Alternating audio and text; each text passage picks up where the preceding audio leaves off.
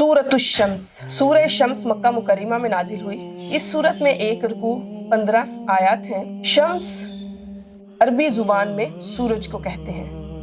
हज़रत बरीदा रज़ियल्लाहु ताला अन्हु फरमाते हैं, हुजूर अलैहिस्सलातु वस्सलाम इशा की नमाज में वश्शम्सी व दुहाहा और इसके मुशाबा सूरतें पढ़ा करते थे। हज़रत जाबिर बिन सामुरा रज़ियल्लाहु ताला अन्हु फरमाते हैं, हुजूर अलैहिस्सलातु वस्सलाम ने इन्हें फजर की नमाज पढ़ाई तो इसमें वश्शम्सी व दुहाहा और वस्समाई व तौरिक की तिलावत की।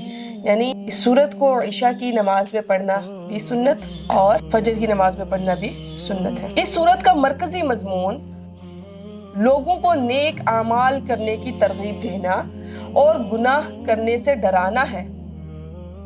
और इसमें मजीद जो मज़ामीन बयान हुए हैं वो ये है कि इस सूरत की इब्तिदा में अल्लाह ताला ने सूरज, चांद, दिन, रात, आसमान, ज़मीन, इंसानों के नफ्स और अपनी ज़ात की कसम जिक्र करके फरमाया, जिसने अपने नफ्स को बुराइयों से पाक किया वो कामयाब हो गया,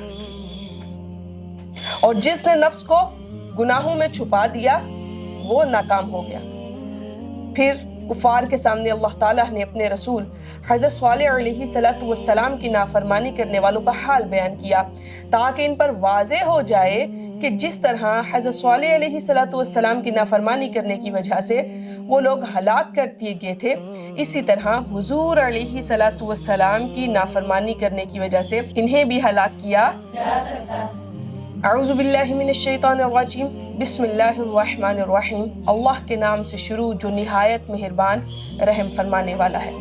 वश्शम्सी व दुहाहा, वश्शम्सी कसम है सूरज की, व दुहाहा और इसकी रोशनी की, वल कमरी और कसम है चांद की, इज़ा तलाहा जब वो इसके पीछे आए, वन नहारी और कसम है दिन की, इज़ा जल्लाहा जब इसे चमकाए, जब सूरज इसको चमकाए, वल्लैली कसम है रात की, इज़ा यग़शाहा जब वो उसको, वस्समाई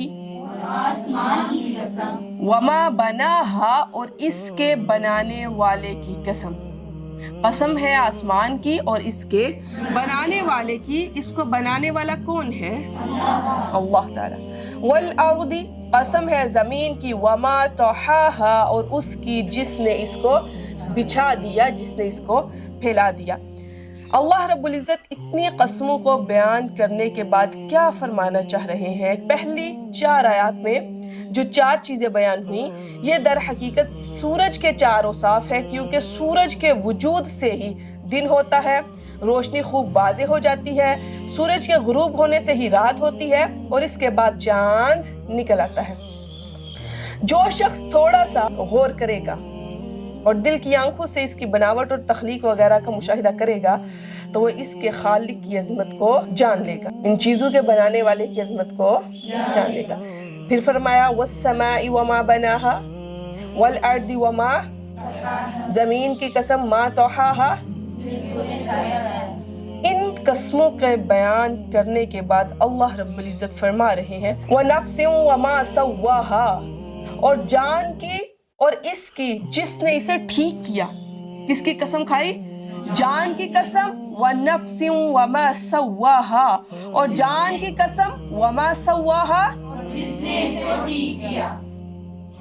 इन चीजों की कसमें खाई। फिर फरमाया फ़अल्हमहा फुजूरहा व तक़वाहा, फिर इसकी नाफरमानी और इसके परहेजगारी की समझ इसके दिल में डाल दी। नफ्स को बनाया, अल्लाह ने उसकी कसम खाई, वमा सव्वाहा और उसकी कसम जिसने इसे ठीक किया।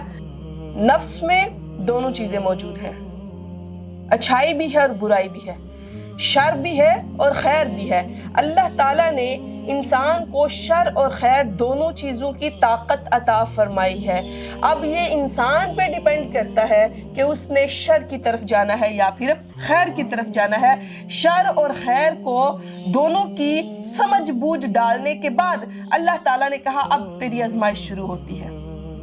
यही इंसान की आजमाइश है कि इंसान ने खैर की तरफ जाना है या फिर खैर की तरफ जाएगा तो किन राहों पे गामजन होगा? अल्लाह की राह पे गामजन होगा। شر کی طرف جائے گا تو کس راہ پہ گامزن ہوگا؟ شیطان کی راہ پہ گامزن ہوگا۔ اس آیت اور اس کے بعد والی آیت کا خلاصہ یہ ہے کہ جان کی اور اس کی قسم جس نے اسے ٹھیک بنایا اور اسے کثیر قوت عطا فرمائی، جیسے بولنے کی قوت، سننے کی قوت، دیکھنے کی قوت، فکر، خیال، علم، فہم، سب کچھ عطا فرمایا، پھر اس کی نافرمانی اور اس کے پرہیزگاری کی سمجھ اس کے دل میں ڈالی اور اچھائی، برائی، نیکی، گناہ سے اسے باخبر کر دیا، نیک و بد کے بارے میں بھی بتا دیا۔ حضرت عبداللہ بن عباس رضی اللہ تعالیٰ عنہ سے مروی ہے کہ جب حضور علیہ السلام اس سورت کی تلاوت فرماتے اور جب ان آیات پر پہنچتے تو وہاں پہ رک جایا کرتے تھے، پھر فرماتے تھے اللہم آتی نفسی تقواہا وزکیہا انت خیر من زکاہا انت ولیشہا و مولاہا، اے اللہ میرے نفس کو تقوی عطا فرما، اس کو پاکیزہ کر، تو سب سے بہتر پاک کرنے والا ہے، تو ہی اس کا والی اور ولی ہے۔ اس کے بعد فرمایا قد افلح من زکاہا، تحقیق کامیاب ہو گیا وہ شخص، من زکاہا جس نے اسے ستھرا کر لیا، کس کو؟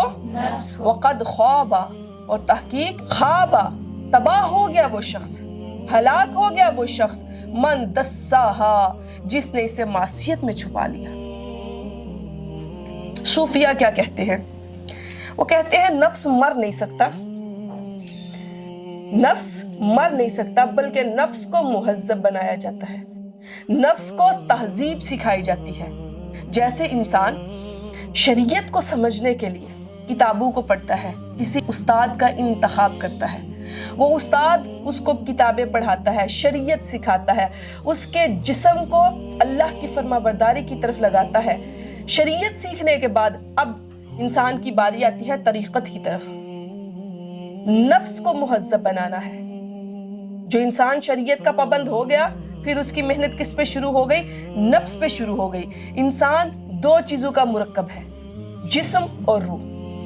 اصل میں جسم کے اوپر محنت کی جاتی ہے، لیکن در حقیقت جو محنت ہے وہ کس پہ کرنی چاہیے؟ روح پر کرنی چاہیے۔ جب آپ کی روح مزکہ ہوتی ہے، آپ کی روح پاک ہوتی ہے، تو آپ وہ چیز بھی دیکھ سکتے ہیں جو عام آنکھ دیکھ سکتی نہیں ہے۔ اگر آپ کے جسم کا غلبہ، مادیت کا غلبہ روحانیت پہ ہو جائے گا تو انسان گناہوں کی طرف مبتلا ہو جاتا ہے، لیکن جب روحانیت کا غلبہ جسم پہ ہو جائے گا تو پھر انسان گناہ کرتے ہوئے ہزار بار سوچتا ہے، کیوں؟ اس کا نفس پاک ہو چکا ہے، اس کا نفس مہذب ہو چکا ہے، اس کے نفس کو تہذیب سکھائی جا چکی ہے اور اس کا نفس کمزور ہو چکا ہے۔ جب انسان نیکی کرتا ہے، نماز پڑھتا ہے خشوع و خضوع کے ساتھ، زکوٰۃ دیتا ہے بغیر کسی دکھاوے کے ساتھ، صدقہ و خیرات کرتا ہے اس انداز سے کہ ایک ہاتھ سے دیا اور دوسرے کو بھی پتہ نہیں چلا۔ اب کچھ لوگ زکوٰۃ دیتے ہیں لیکن دکھاوا موجود ہے، ان کے دینے کا مقصد نیت اور ہے۔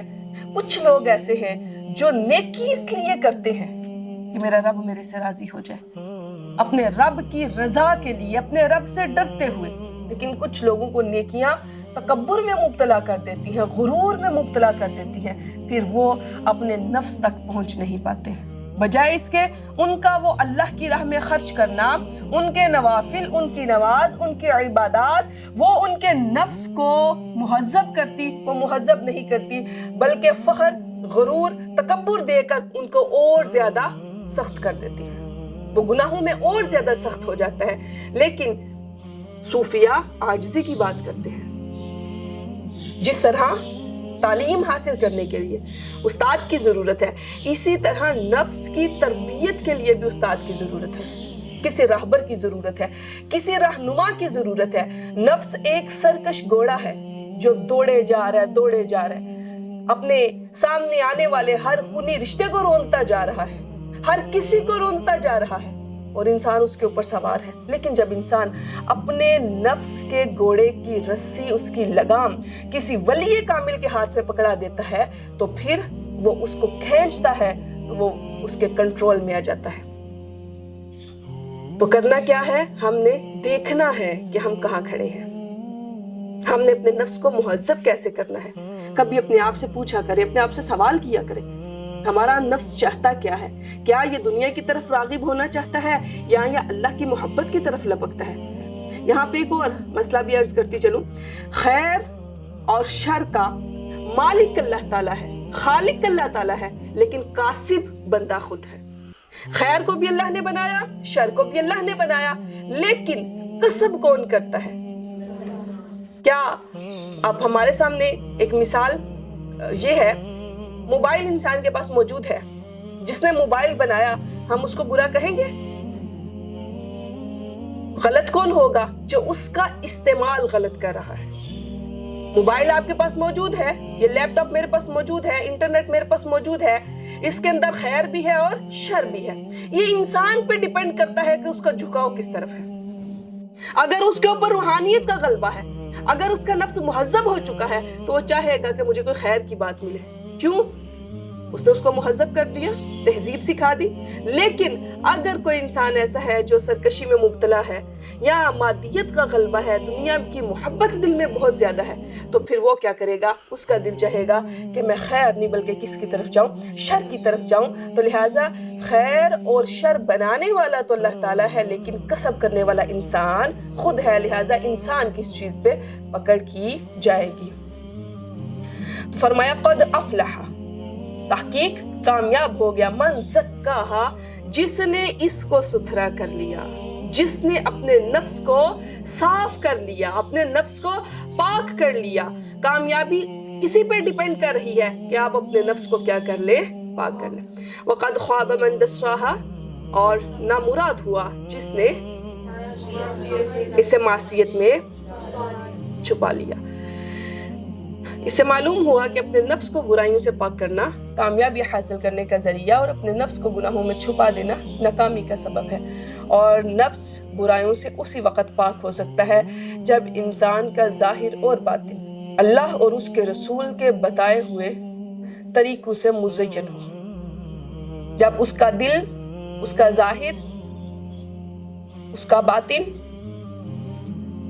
दीन की तालीमात से मुज़य्यन हो।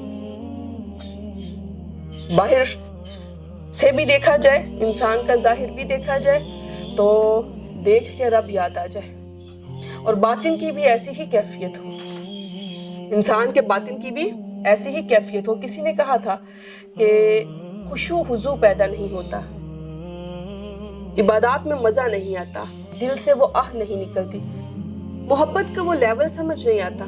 तो जवाब मिला था कि दिल में खुदा नहीं, दिल में अल्लाह नहीं। कहा अल्लाह कैसे आएगा? तो जवाब मिला अल्लाह तभी आएगा जब अल्लाह के गैर को दिल से निकाल दिया जाएगा। और अल्लाह का गैर कौन है? हर वो चीज़ जो आपको अल्लाह और उसके रसूल से दूर करने वाली है, वो अल्लाह का गैर है। इसके बाद फरमाया कज़्ज़बत समूद बितग़वाहा, कज़्ज़बत जुटलाया, समूद कौमे समूद ने बितग़वाहा अपनी सरकशी से। कौम समूद हज़रत सालेह अलैहिस्सलाम की कौम थी, और हर कौम ने अपने नबी से मौजिज़ा मांगा। इस कौम ने ये मौजिज़ा मांगा कि फलां पहाड़ी है, उसकी चोटी से ऊँटनी निकले तो फिर हम मानेंगे कि आप सच्चे नबी हैं। आपने अल्लाह की बारगाह में दुआ की, अल्लाह ताला ने वहाँ से ऊँटनी निकाल दी। अब ऊँटनी जब पानी पीती थी तो वो सारा पी जाती थी, खाना खाती थी तो वो बहुत सारा खा लेती थी, उसका पेट नहीं भरता था। तो हज़रत सालेह अलैहिस्सलाम ने फरमाया तुम इस ऊँटनी को कुछ मत कहना, ये हमारे लिए और तुम्हारे लिए आजमाइश है। तुमने मौजज़ा मांगा, तुम्हें मौजज़ा मिल चुका। अगर तुम इस ऊँटनी को बुरी नीयत से कुछ कहोगे तो तुम अजाब के मुस्तहिक हो। फिर ये कहा कि हम बारी मुकर्रर कर लेते हैं, एक दिन आप सबके जानवर इस पानी से पिया करेंगे और एक दिन ऊँटनी पिया करेगी। लेकिन वो बाज ना आए और उन्होंने ऊँटनी की टांगे काट दी, जिसकी वजह से अल्लाह ताला ने उनके ऊपर अजाब नाजिल किया। तो वही यहाँ पे जिक्र किया गया, कज़्ज़बत जुटलाया, समूद कौमे समूद ने बितग़वाहा अपनी सरकशी से, इज़ जब इम्बासा उठा, अश्क़ाहा सबसे बड़ा बदबख्त, फ़क़ाला कहा, लहुम उनसे, रसूलुल्लाही अल्लाह के रसूल हज़रत सालेह अलैहिस्सलाम ने, नाक़तल्लाही अल्लाह की ऊँटनी, व सुक़याहा और इसके पीने की बारी से बचो। फ़कज़्ज़बूहु پس جھٹلایا انہوں نے ان کی بات کو، فَعَقَرُوهَا اور اس اونٹنے کی ٹانگیں کاٹ ڈالی، فَدَمْدَمَ عَلَيْهِمْ بس تباہی دی یا تباہی ڈالی ان پر، ربہم ان کے رب نے، بِذَنبِہِمْ ان کے گناہوں کی وجہ سے، فَسَوَّاهَا اور کیا کر دیا، ان بستی کو برابر کر دیا، تباہی ڈال کر بستی کو ہاں دمدمہ بس ہلاکت ڈال دی علیہم ان پر، ربہم ان کے رب نے، بذنبہم ان کے گناہوں کی وجہ سے، فسواہا اور بستی کو برابر کر ڈالا، ولا یخاف عقباہا اور نہیں وہ ڈرا عقباہا ان کے انجام سے۔ بعض مفسرین نے اس آیت کے معنی یہ بھی بیان کیے ہیں کہ حضرت صالح علیہ السلام کو ان میں سے کسی کا خوف نہیں کہ عذاب نازل ہونے کے بعد وہ انہیں کسی قسم کی بھی تکلیف پہنچا سکیں گے۔ وآخر دعوانا ان الحمد للہ رب العالمین۔